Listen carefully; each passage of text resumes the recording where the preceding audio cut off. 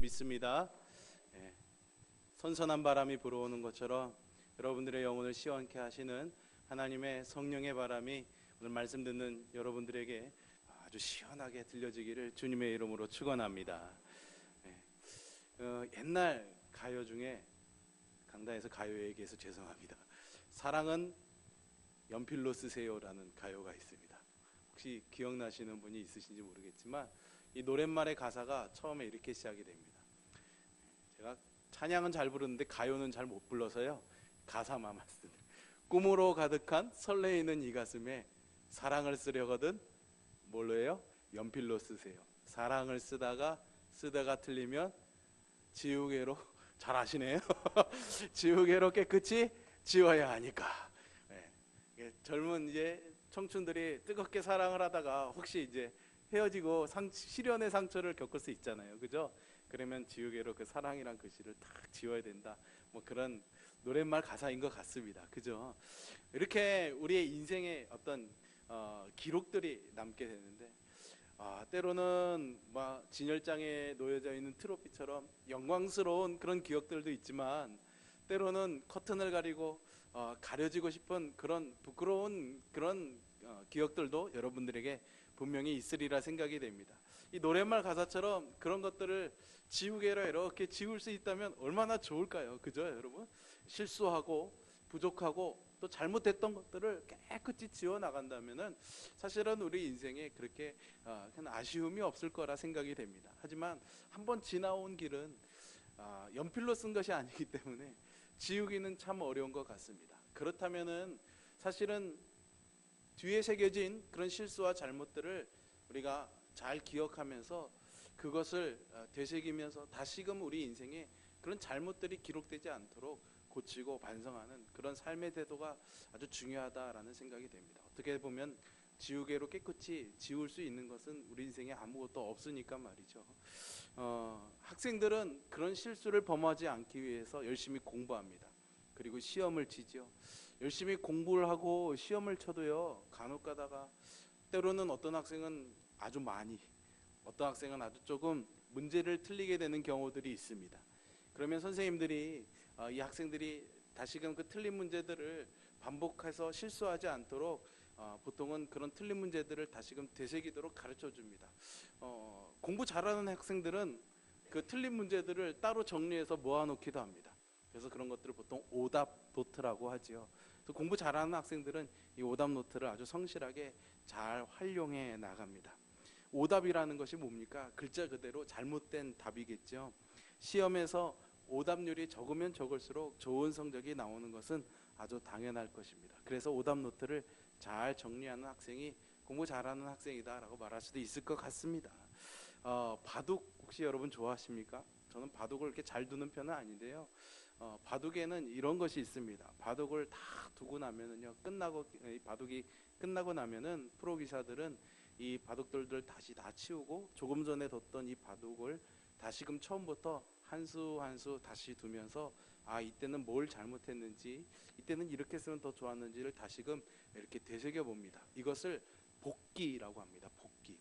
어릴 때 바둑 배울 때 정말 신기했던 게, 바둑돌을 3번 4번 두는 게 아닌데, 오목도 아니고요, 굉장히 많은 바둑돌을 변화무쌍하게 두는데 이것을 다 끝나고 처음 뒀던 그대로 다시금 두는 게 저는 너무 신기했습니다. 야, 사람의 기억력이 이렇게 좋은가. 프로 바둑 기사들은 그래서 좀 다른 것 같습니다. 어쨌든 바둑의 고수일수록 이 복기의 과정을 아주 성실히 잘 한다고 합니다. 그런데요, 여러분, 우리가 생각해 보면 우리의 삶도요, 수시로 이렇게 오답 노트를 작성하고 또 복기의 시간을 가질 필요가 있지 않을까요? 지우개로 지울 수 없다면 말이죠. 평상시에 나 자신을 매일매일 돌아본다면 우리의 인생의 오답률은 아주 현저하게 떨어질 수가 있을 것입니다. 사실 우리는 불완전한 존재입니다. 하나님이 우리를 완전하게 지으셨지만 죄로 인해서 우리는 타락한 존재가 될 수밖에 없었고, 그래서 우리는 언제나 영적으로 완벽한 생을 살 수가 없는 그런 존재가 되고 말았던 것이죠. 그렇다면 이렇게 부족한 우리들이 어떻게 하면은 우리 인생의 오답률을 최대한 줄여가면서 하나님과 더 친밀한 관계를 맺은 그런 삶을 살아갈 수가 있을까요? 저는 오늘 본문의 말씀을 통해서 다윗의 경우를 들어서 한번 생각해 보려고 합니다.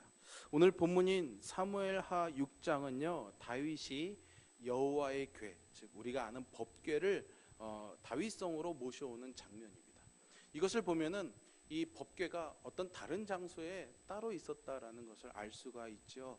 원래 이 법궤는 하나님이 모세에게 말씀하셔서 광야에서 성막을 만들면서 만들었고, 성막의 중심, 가장 은밀한 지성소에 자리 잡고 있었습니다. 이 법궤가 있었던 성막은 광야에서 이스라엘 백성들의 모든 생활의 중심이었습니다. 이스라엘 백성들이 광야를 진행하고 걸어가게 행진할 때에는 이 법궤가 가장 앞에 섰고요, 너 머물러서 진을 치고 이렇게 멈춰 있을 때에는 성막을 치고 그 안에 법궤를 모셔놓고, 이 성막을 중심으로 이스라엘 12지파가 동서남북에 각각 정해진 자리에 진을 배치하고 자리하고 있었던 것이죠. 그렇게 법궤는 이스라엘의 중심에 항상 자리 잡고 있었습니다. 여호수아를 통해서 이 가나안 땅에 정착을 하게 되면서 이스라엘 각 지파들이 각각 분할받은 그 땅으로 다 흩어져서 살면서 이 법궤는 실로라는 지역에 모시게 됩니다. 거기에 성막을 만들고 법궤가 자리하게 되죠. 그래서 절기 때가 되면 이 실로에, 또 예배할 때가 되면 실로에 사람들이 모여서 이 법궤를 중심으로 하나님 앞에 예배했었습니다. 그런데 이스라엘이 점점 사사시대를 거쳐가면서 타락과 하나님의 구원, 회개를 반복해 나가는 과정에서 블레셋의 침략을 받아서 굉장히 어려움을 당하게 됩니다. 도저히 블레셋을 이길 방법이 없습니다. 그래서 사람들이 생각해낸 궁여지책이 뭐냐, 그래, 광야에서처럼 가나안 정복 전쟁 때처럼 법궤를 앞세우면 하나님이 우리와 함께 하시니까 블레셋과의 전쟁에서 이길 수 있을 거야 라고 생각하게 되죠. 그래서 실로에 있던 법궤를 가져와서 블레셋과의 전쟁에 참여하지만 그들의 기대대로 승리하지 못하게 됩니다. 오히려 그들이 갖고 있던 이 법궤마저 블레셋에 빼앗기게 되는 거죠. 블레셋 사람들이 아주 그냥 뭐 난리가 났습니다. 이스라엘 사람들이 정말 귀하게 여기는 법궤를 뺏어왔으니까요. 그래서 자신들의 블레셋 우상의 신당에 모셨지만 하룻밤 사이에 그 법궤 앞에 우상들이 다 무너져 버리는 거예요. 그리고 법궤가 가는 데마다 막 전염병이 생기는 거예요. 그러니까 도저히 이 법궤를 감당할 수 없다 생각해서 암소 2마리가 끄는 수레에 실어서 이 법궤를 다시 이스라엘로 보내게 됩니다. 그래서 기럇 여아림이라는 곳에 자리 잡게 되죠. 거기서 아비나답이라는 사람의 집에 이 법궤를 보관하게 됩니다. 근데 블레셋에 빼앗겨가 있고 돌아오는 이 과정 속에서 이스라엘 사람들이 아무래도 이 법궤의 존재에 대한 이 기억을 잊어버린 것 같아요. 그래서 그냥 이 법궤가 원래 있던 실로로 옮겨오지 않고 기럇 여아림에 그대로 그냥 방치된 채로 있게 됩니다. 그리고 나서 다윗이 이스라엘 온 나라의 왕이 되게 되죠. 그게 오늘 사무엘하 5장의 앞에 나오는 5장에 나오는 장면입니다. 다윗이 왕이 되고 나서 딱 보니까는 법궤가 있어야 될 곳에 있지 않은 거예요. 저 블레셋과 경계를 하고 있는 변방 지방에 거의 버려진 채로 방치되고 있는 겁니다. 다윗의 입장에서는 자신이 왕이 된 것이 하나님의 은혜인데 하나님의 임재를 상징하는 법궤가 그렇게 방치되어 있는 것을 볼 수가 없잖아요. 그래서 자신의 성으로 이 법궤를 모셔오려고 합니다. 여기에는 정치적인 의도가 있을 수도 있겠죠. 법궤를 모셔오면 자신의 왕권이 하나님의 다스림과 함께 더 강화되는 것도 있지만, 어쨌든 하나님의 임재를 상징하는, 또 예배해야 되는 것의 중심이 되는 법궤가 버려진 채로 있는 것을 그냥 둘 수가 없었던 거죠. 그래서 최대한 모든 방법을 동원해서 가장 성대하게 이 법궤를 모셔올 계획을 짜게 됩니다. 그런데 이 오늘 본문 앞에서는 사실은 이 다윗이 법궤를 모셔오는 과정에 큰 실패를 경험하게 됩니다. 수레에 싣고 오는 이 법궤가 속아 놀라서 뛰는 바람에 그만 다 뒤집어지게 되죠. 이 법궤가 넘어지는 것을 막으려던 이 웃사가 결국에는 이 법궤를 잡으려다가 결국 죽게 되기도 합니다. 처음에는 실패를 하게 되죠. 그리고 오늘 본문에 나오는 두 번째 시도에서 비로소 성공을 하게 됩니다. 첫 번째 시도는 실패하게 돼 오답을 맞게 되었던 것이죠. 다윗이 깨달았던 자기의 오답은 무엇이고, 또 두 번째 시도에서는 어떻게 이 다윗이 성공하게 되었을까요? 그것은 두 단어로 우리가 정리해 볼 수 있습니다. 두 단어의 차이 때문입니다. 하나의 단어는 싣고입니다. 그리고 그 다음은 메고이죠. 실어 오는 것과 메고 가는 것의 차이에 있었던 것이죠. 첫 번째 시도에서 다윗은 나름대로 정말 하나님을 향한 열정을 가지고 최대한 예의를 갖춰서 여호와의 궤를 이동시키려고 했습니다. 그것이 오늘 우리가 읽은 본문 앞에 사무엘하 6장 3절에 나와 있습니다. 하나님의 궤를 새 수레에 싣고, 새로 만든 수레에 깨끗하게 해서 싣고 옮겨오려고 했던 것이죠. 하지만 그의 이러한 시도는 여지없이 실패하고 맙니다. 심지어는 그것을 운반하던 우사라는 사람이 죽임을 당하기까지도 하죠. 그래서 다윗은 이 법궤에 옮겨가려는 일을 두려워하면서 포기하게 됩니다. 잘못했다간 또 다른 사람이 또 죽을 수도 있으니까요. 다윗이 왜 실패했을까요, 여러분? 지성이면 감천이라는 말이 있는데 다윗의 정성이 부족해서 실패했을까요? 그것은 아닌 것 같습니다. 그는 온갖 정성을 다 했습니다. 실패한 원인은 사실은 다른 것이 아니고 열심을 내기는 냈는데 자기의 생각대로 열심을 냈기 때문이죠. 원래 이 법궤는요, 하나님이 모세를 통해서 만들라고 하시면서 어떻게 만들고 어떻게 이동하는 것이다 라고 이미 정해 주셨습니다. 이동하는 방법은 레위인들이 어깨에 메고 이 법궤를 이동하는 것이죠. 그게 하나님이 정하신 법이었습니다. 그런데 다윗은 그 말씀을 어기고 어디에 실었어요? 수레에 실었던 것이죠. 하나님이 하라고 한 방법이 아니라 자기의 열심의 방법으로 했던 것입니다. 그리고 두 번째에는 그 방법을 바꾸어서 메고 가도록 했기 때문에 모셔올 수가 있었던 것이죠. 그런데요, 다윗이 처음 실패했을 때, 이 법궤 옮겨가는 것을 포기하고자 했을 때 그 사이에 무슨 일이 있었는가? 오늘 본문의 앞에 나오는 10절과 11절에 보시면 오벳 에돔이라는 사람이 어깨에 메고 자기의 집으로 궤를 모셔가게 됩니다. 그리고 그 법궤가 그 집에 머물렀던 불과 석 달 만에 그 집이 큰 복을 받게 되죠. 여러분 한번 10절과 11절의 말씀을 성경을 갖고 계시니까는 한번 같이 한번 읽어보도록 하겠습니다. 함께 있습니다. 다윗이 여호와의 궤를 옮겨 다윗성 자기에게로 메어가기를 즐겨하지 아니하고 가드 사람 오벳에돔의 집으로 메어간지라. 여호와의 궤가 가드 사람 오벳에돔의 집에 석 달을 있었는데 여호와께서 오벳에돔과 그의 온 집에 복을 주시니라. 아멘. 이 말씀에서요, 오벳에돔이 자기 집으로 메어갔다는 말씀과 함께 눈여겨볼 대목이 하나 있습니다. 여호와의 궤를 옮겨 다윗성 자기에게로 메어가기를 즐겨하지 아니하고 라는 말씀이죠. 이 내용을 보면은 아마도 우사가 죽었을 때 다윗은 즉시 자기의 실패한 원인에 대한 그 이유를 감을 잡았을 것 같습니다.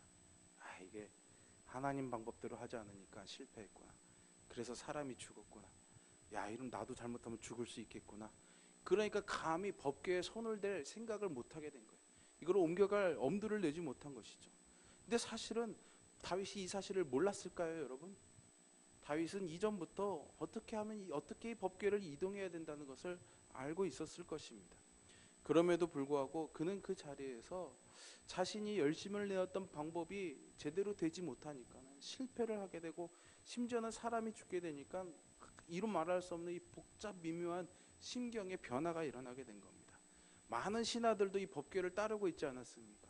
다윗이 왕이 되어서 첫 번째로 뭔가 좀 해보고자 해서 멋진 정책으로 이 법궤를 모셔오는 사업을 진행했는데 이 사업이 실패한 거예요.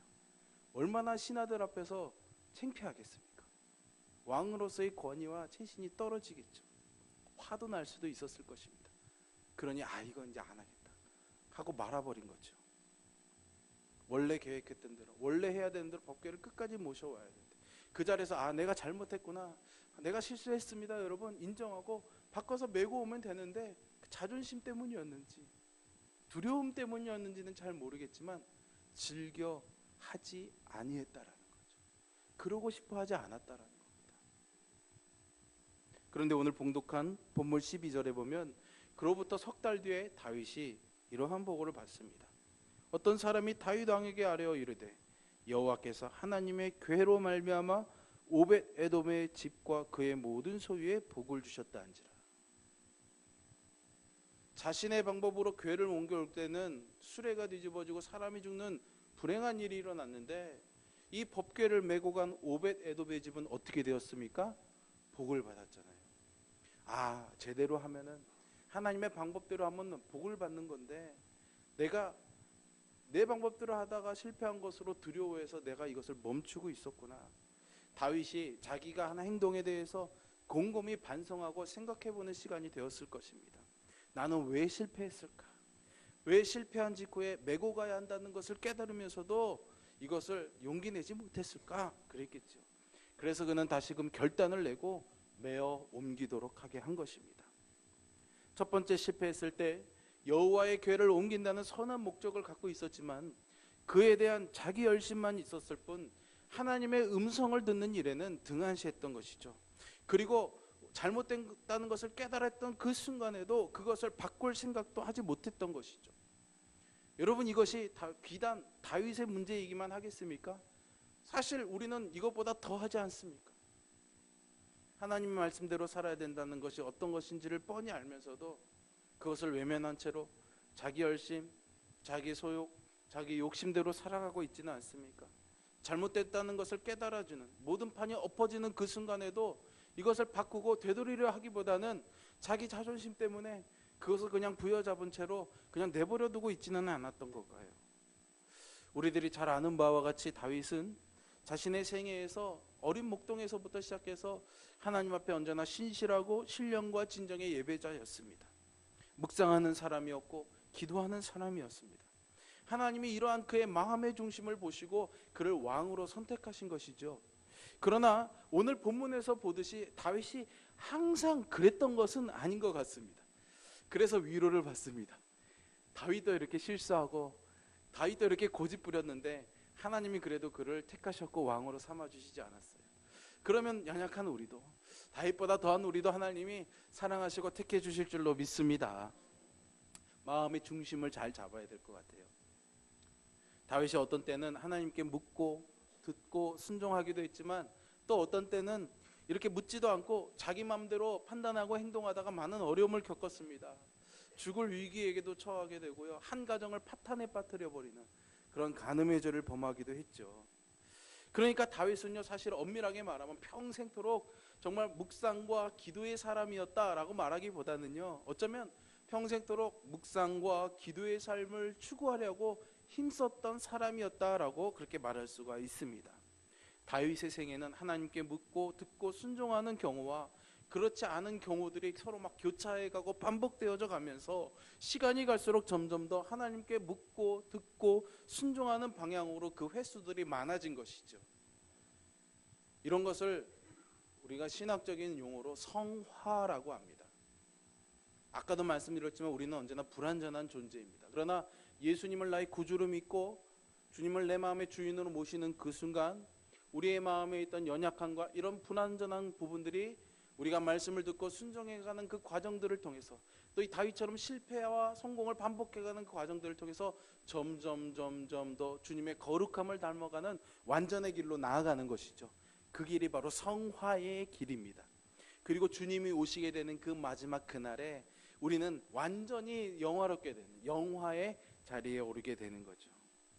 왜 다윗이 이렇게 묻고 순종하는 방향으로 횟수가 많아질 수 있었을까요? 그것은 실패를 했다가도 말씀 묵상과 기도 가운데 자신의 오답을 깨닫고 철저히 회개하고 그것을 바꿔나가려고 애썼기 때문입니다. 이러한 태도가 하나님의 마음에 든 것이죠. 언제나 우리는 하나님 앞에 나아갈 때 완전한 마음을 가지고 나가려고 애씁니다. 이만큼 잘했고 이만큼 기도했고 이만큼 말씀을 듣고 순종했고 했던 흠없는 마음을 가지고 나가려고 했지만 사실은 하나님이 오늘 이 다윗의 모습을 보면 그런 것을 원하신 것이 아니라 조금 부족해도 조금 어디는 깨져 있고 금이 가 있어도 하나님의 말씀을 듣고 이것을 바꿔보려고 노력하는 그 마음의 중심을 하나님이 기뻐하시는 거죠. 그것을 하나님이 받으신다는 것을 여러분 믿으시고 또 위로받으시기를 바랍니다. 이러한 과정들이 마치 인생의 오답 노트를 적어가는 것 같지 않습니까? 공부 잘하는 학생들이 시험 때마다 틀린 문제들을 정리해 나가는 것처럼 어쩌면 우리의 인생이라는 이 기다란 시험의 과정 속에서 때로는 틀린 우리의 인생의 오답들을 하나님 앞에서 하나하나 작성해 가면서 바꿔나가야 하는 것이죠. 이것은 어떻게 보면요, 썰물 때 바닷물이요 한 번에 쫙 빠져나가지 않고 바닷물이 파도로 들어왔다 나갔다 들어왔다 나갔다 그러면서 점점 이렇게 썰물의 과정으로 빠져나가지 않습니까? 그것이 우리의 인생 아니고 우리의 영적인 태도가 되어야 되지 않을까요? 우리들 모두는 다윗처럼 완전하지는 않지만은요, 또한 한편으로는 다윗처럼 하나님의 눈앞에서 복된 삶을 살아갈 수가 있습니다. 따라서 우리는 이런 다윗의 모습들 속에서 우리의 인생의 오답률을 조금 더 줄이고 점점 더 성화돼가는 그런 삶을 살 수 있는 중요한 영적인 깨달음을 몇 가지 얻을 수가 있습니다. 첫째는요, 인생의 오답 노트를 작성해 보는 겁니다. 노트 작성이라고 하니까 벌써 한숨 쉬시는 분들이 있는 것 같아요. 꼭 막 쓰면 좋지만 노트에다 기록해야 된다는 것을 의미하는 것은 아닙니다. 쓴다는 것이 사실은 기록에 남으니까 더 좋지만 그렇지 못할 때는 마음의 노트에 써도 되겠죠. 중요한 것은 자신의 오답의 원인을 잘 돌봐야 한다는 것이죠. 그럼 매일매일 그런 인생의 오답 노트를 적어가면서 우리의 신앙의 성장을 우리가 소망해야 되는 것입니다. 아마 매일 인생의 이 오답 노트를 작성한다고 했을 때 그럼 뭐 일기를 써야 되나? 뭐 이렇게 생각하시는 분들도 있을 것입니다.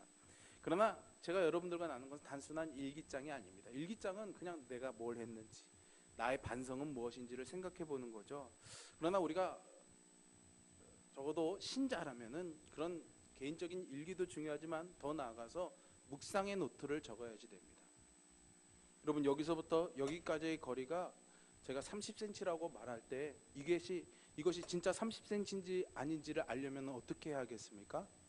표준 자를 대보면 알겠죠.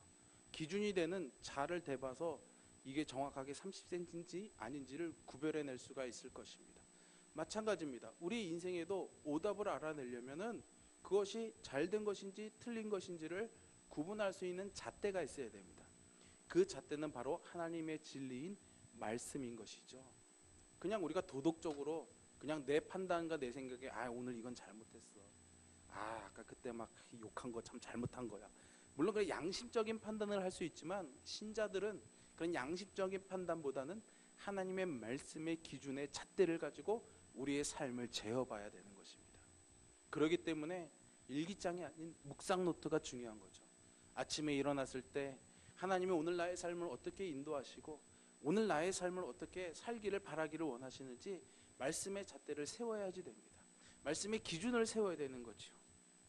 그래서 그 말씀을 묵상하고 그것을 또 적어보고 아니면 마음에 새기고 저녁에는 그 노트를 다시 펴고 자신의 영적인 삶을 돌아봐야 하는 것입니다. 만약에 그 노트에 자신의 일기나 기도문을 겸하여 쓴다면 그것이 영혼의 일기가 될 수 있겠죠. 영성 일기가 될 수 있을 것입니다. 그리고 이런 영성 일기들이 쌓여져 간다면은 아마 여러분들의 자녀에게 물려줄 수 있는 위대한 신앙의 유산이 될 거라고 저는 믿습니다. 물론 우리가 자녀들에게 기도와 어떤 삶에 있어서 신앙적인 본으로서의 유산도 물려주지만 기록된 그런 영적인 자산을 물려준다면 자녀들에게 큰 유익이 될 것입니다. 제가 저희 장인어른이 원래 감리교 목사님이십니다. 결혼하고 1년 만에 이제 암으로 소천하셨어요. 아버님 장례를 마치고 이제 유품을 이렇게 정리하는 과정에서 책꽂이 한 편에 아버님의 오래된 일기장을 보게 되었습니다.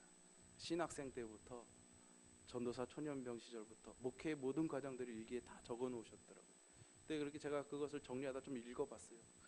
신학생 때 전도사 때 시골에서 목회하시면서 배가 고파서 밥을 먹을 게 없으니까 10km 떨어진 친구 전도사님 교회에 찾아가서 밥이랑 김치 얻어먹고 밤새도록 다시 또 걸어오고 그런 일기장을 보면서요 제가 얼마나 많이 울었는지 모릅니다. 우리 아버님이 이렇게 목회하셨구나. 어쩌면 제가 오늘 여러분들 앞에 이렇게 정말 부족한 저의 모습임에도 불구하고 이렇게 강단에 서서 여러분들과 말씀을 나누고 교회를 이렇게 이끌어가는 담임 목사의 자리에 있었던 것도 그런 장인어른의 그런 목회의 과정에 하나님께 끊임없이 순종했던 모습이 있었기 때문에 그 복을 우리가 받는 것이 제가 받는 것이 아닌가 하는 그런 생각을 많이 하게 됩니다. 여러분들의 자녀들이 그런 것을 나중에 본다고 한번 생각해 보세요. 얼마나 좋겠습니까, 여러분? 이 말씀을 듣는 이 자리에 있는 모든 분들이 마음에 감동이 있다면 오늘부터 한번 해보시기를 바랍니다. 아멘 소리가 많이 작네요. 오늘부터 해보시기를 바랍니다. 네. 길게 적지 않으셔도 되고 심오한 진리를 적지 않으셔도 됩니다. 네. 물론 앞에서 언급했듯이 손으로 쓸 수 없다면 마음의 노트에 진솔하게 적으시면 될 것 같아요. 중요한 것은요, 이런 시간을 매일매일 갖는 겁니다. 이것이 매일매일이 반복되면 이것이 우리의 거룩한 습관이 되어갑니다. 사실 매일매일 이 말씀을 묵상하고 그것을 되뇌이고 생각해보지 않으면 삶의 위기의 순간에 하나님의 말씀이 우리를 인도할 수가 없습니다. 여러분, 주변에 있는 내 손으로 잡을 수 있는 인간적인 방법을 먼저 붙잡게 되는 거죠. 거룩한 습관이 되어야 되는 것입니다. 그리고 그 습관은 우리의 성품과 행동을 변화시키게 되고요, 그 변화된 성품이 우리의 인생을 바꿔놓게 되는 것입니다.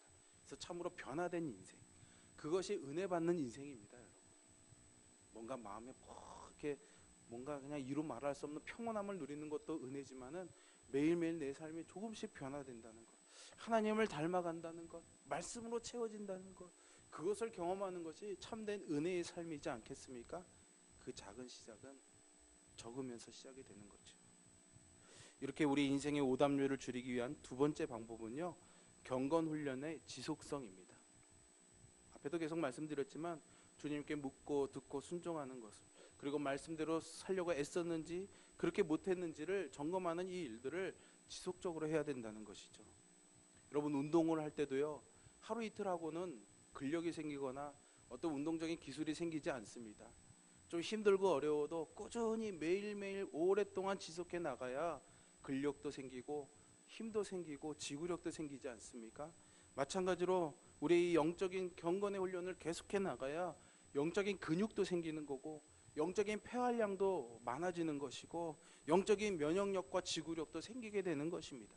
그래서 사도 바울이 디모데전서 4장에서 오직 경건에 이르기를 연습하라, 우리에게 강조하며 권면하고 있는 것이죠. 여러분, 이 말씀을 받아들이시기를 바랍니다. 마지막으로요, 인생의 이 오답률을 낮추기 위한 방법이 있는데 아주 중요한 방법입니다. 그것은 바로 성령 충만입니다. 사실 저를 포함해서 이 자리에 있는 우리 모두가 그런 좋은 영성 일기를 기록해 나가는 것, 묵상을 해 나가는 것, 이것이 좋다는 것을 누구나 다 잘 압니다. 그리고 해야겠다라는 마음의 다짐은 매일매일 합니다. 그런데 그것을 매일매일 실제로 하는 것이 쉽지는 않습니다. 왜일까요, 여러분? 우리의 육신이 피곤하고 힘들 때도 있죠. 무엇보다도요, 어둠의 영, 즉 사단, 우리의 원수가 어떻게 해서든 우리가 이러한 말씀 묵상과 경건의 훈련을 지속해 나가지 못하도록요, 끊임없이 우리를 방해하고 있다는 거예요. 마음에 염려를 심고 근심을 심고 분노가 일어나게 하고 부정적인 생각을 하게 되고 환경을 여러 가지로 흐트러 놓아서 이것을 방해하기 때문입니다. 어떤 때는 나의 영적인 오답이나 삶의 문제를 깨달으면서도 때로는 똑같은 잘못을 반복하는 경우들도 적지 않습니다. 그러면 나의 모습을 보면서 실망스럽죠. 포기되지 않는 욕심도 여전히 있고 인간적인 나약함도 있습니다. 조급한 마음들도 계속 있습니다. 머릿속으로는 끊임없이 뭔가를 해야 된다는 생각은 하고 있는데 몸은 따라주지 않아서 너무나 이 게으름의 덫에 걸려서 아무것도 하지 못하고 헤어나지 못하는, 그래서 끊임없이 자기만 자책하죠. 에이 못난 놈, 에이 못난 놈, 왜 그렇게 하지 못했을까? 왜 더 용기 내지 못할까? 하면 되는 건데 왜 시작 못했을까? 그런 생각이 들죠. 그리고 주님보다 앞서지 않겠다고 생각하면서도 자꾸만 내 생각이 앞서가고 넘어지기를 반복하는 모습들이 보이지 않습니까? 하나님께서 이만큼 해야 된다는 그 저울은 둘째치고라도 나 스스로 내가 생각한 만큼의 저울에도 미치지 못해서 실망하는 모습들이 많이 있지 않나요, 여러분? 그래서요, 우리는요, 사실은 주님 앞에 엎드려야지 됩니다. 여기서 정말 말씀의 이 감동이 너무나 커서 여기 있는 모든 분들이 그래, 오늘은 이렇게 해야겠지, 다 큰 결심을 하겠죠. 근데 사실 오늘 밤에 돌아가서 이 말씀을 기억하며 하는 분들이 과연 몇 분이나 될까요? 우리는 그렇게 약합니다. 내 결단과 내 힘으로는 다 할 수가 없어요. 그래서 우리가요, 능력이 있기 때문에 겸손해서 하나님 앞에 엎드리는 것이 아니라 정말로 내가 할 수 없기 때문에, 내가 얼마나 무능력한 사람인지를 알기 때문에 하나님 앞에 엎드릴 수밖에 없는 겁니다. 여러분, 이러함에도 불구하고 우리를 불쌍히 여겨주셔서 새 은혜를 주시는 주님의 은혜에 우리는 감사할 따름이지요. 어쩌면 이런 모습이 저의 모습뿐만 아니라 우리 모두의 모습일 것입니다. 그래서 자신에 대한 실망, 무력한 마음, 그런 정죄감으로 인해서 괴로움을 느끼죠. 근데 여러분, 실망하거나 아파하지 마십시오. 나만 겪는 고난이라고 외로워하지 마십시오. 이런 괴로움은요, 우리뿐만이 아니라요, 그래도 정말 위대한 선교사요, 하나님의 종이었던 바울도 똑같이 경험하고 있던 상태, 그런 연약함이었습니다. 로마서 7장에 보면 바울이 철저하게 자신을 반성하고 있어요. 자신의 인생의 오답 노트를 적고 있습니다. 그게 뭡니까? 나는 공고한 사람이다. 탄식해요. 난 정말 공고하고 힘든 사람이다 라고 말이죠. 왜요? 이 사망의 몸에서 누가 나를 건져내랴. 내가 마음으로는 하나님의 법을 섬기고자 하는데 육신으로는 죄의 법을 섬기고 있구나, 탄식하고 있습니다. 헤어나오지 못할 것 같은 절망감에 사로잡혀 있지요. 그런데 여러분, 이 고백 뒤에 바로 로마서 8장이 시작이 되는데요, 반전이 일어납니다. 로마서 8장 1절과 2절의 말씀입니다. 이렇게 말하죠. 그러므로 이제 그리스도 예수 안에 있는 자에게는 결코 정죄함이 없나니, 그 어떤 누구도 그리스도 안에 있으면 우리의 이 나약함과 부족함에도 불구하고, 우리 인생의 노트에 빼곡히 적혀있는 오답들에도 불구하고 그 어떤 누구도 우리를 정죄할 수 없다라는 거예요. 주님이 의의 보혈로 우리의 이 오답들을 가려주시기 때문이죠. 우리의 인생의 지우개는 지울 수 없는데, 정말 주님의 보혈의 지우개로는 사랑을 연필로 지우는 것처럼, 지우개로 그 사랑의 글씨를 지우는 것처럼 우리 인생의 오답들을 주님이 지워주실 줄로 믿습니다. 그리스도 예수 안에 있는 생명의 성령의 법이 죄와 사망의 법에서 우리를 해방시켜주는 것이죠. 그리스도 안에 있는 자에게, 그분을 나의 주인으로, 예수 그리스도를 나의 생명의 주인으로 모시는 자에게 이 은혜가 있는 것입니다. 아무리 목적이 선해도 사실은 우리의 힘으로 할 수 있는 것이 아무것도 없다는 것을 우리는 새삼 깨닫게 됩니다. 그래서 우리는 인생의 이 오답률을 최대한 줄이기 위해서 인생의 오답 노트, 영상일기를 적어가면서 그렇게 노력하겠다고 결심을 해도 결국은 성령님께서 나의 심령을 붙들어 주셔야 이 모든 것이 가능할 줄로 믿습니다. 그래서 우리는 성령이 우리의 심령을 주관해 주시도록 이것을 위해서 더욱더 십자가 앞에 무릎을 꿇어야 하는 것이죠. 그러나 여러분, 꼭 오해하지 마십시오. 이 성령 충만은 어떤 영적인 강한 기운이 우리에게 압도적으로 우리를 짓눌러서 우리로 아무것도 할 수 없고 거기에 이끌려갈 수밖에 없는, 소위 우리의 무속신앙에서 신들림과 같은 그런 현상이 결코 아니다라는 거죠. 성령 충만은 인격적인 것입니다. 주님을 내 안의 주인으로 모시겠다고 고백하면 성령님이 함께 오십니다. 그리고 그 안에서 우리에게 어떻게 해야 될지를 말씀해주고 알려주십니다. 우리가 순종하면서 나가게 될 때에 우리 안에 성령 충만이 되어지는 것이죠. 근데 어떻게 우리가 그 성령님의 음성을 듣습니까? 말씀을 통해서 듣습니다. 그래서 성령 충만은요, 말씀 충만입니다. 그래서 다시 돌아가는 이야기 같지만 묵상이 그래서 중요한 겁니다. 말씀을 읽어가면서 나의 잘못과 나의 오답은 무엇인지를 발견하며 정말 이 장벽에 부딪혀서 나아갈 수 없는 우리들을 다시 그 말씀의 힘으로 우리를 일으켜 세워서 장벽을 넘어가게 하시는, 우리 인생의 그런 연약함의 장애물들 넘어가게 하시는 하나님의 능력을 우리가 경험할 수가 있습니다. 이것이 바로 성령 충만인 것이죠. 다윗은 그렇게 했습니다. 하나님의 말씀을 기억하고 자기의 오답을 지워가면서 다시금 메고 가는 방법을 선택했죠. 그에게 주어진 하나님의 복이 무엇입니까? 15절에 나온 것처럼 다윗과 온 이스라엘 족속이 즐거이 환호하며 나팔을 불었다라는 거죠. 하나님의 기쁨이 충만하게 되는 줄로 믿습니다. 사랑하는 성도 여러분, 이제 무더운 여름이 지나가고 있습니다. 선선한 바람이 불고 있죠. 이 계절의 변화 속에서 우리가 바쁘게 달려왔던 그 시간들, 어쩌면 너무나 더웠기 때문에 영적으로 좀 이렇게 해이해지고 영적인 무장이 흐트러졌던 그 모습들을 다시금 추스려보고 십자가 앞에 나아가서 묵상과 기도하는 가운데 나의 영적인 오답노트를 작성해 보시기를 바랍니다. 지나온 시간들을 복기해 보시기를 바랍니다. 그래서 회개할 것은 회개하고 고칠 것은 고쳐보시기를 바랍니다. 나의 의지로 되는 것이 아니라 우리가 이렇게 하고자 한 걸음만 딱 내딛기 시작하면 하나님이 우리를 도와주실 줄로 믿습니다. 그래서 날마다 이런 성령 충만한 성도가 돼서 다윗과 같은 기쁨의 길을 걸어가는 저와 여러분이 되기를 주님의 이름으로 축원합니다. 기도하겠습니다.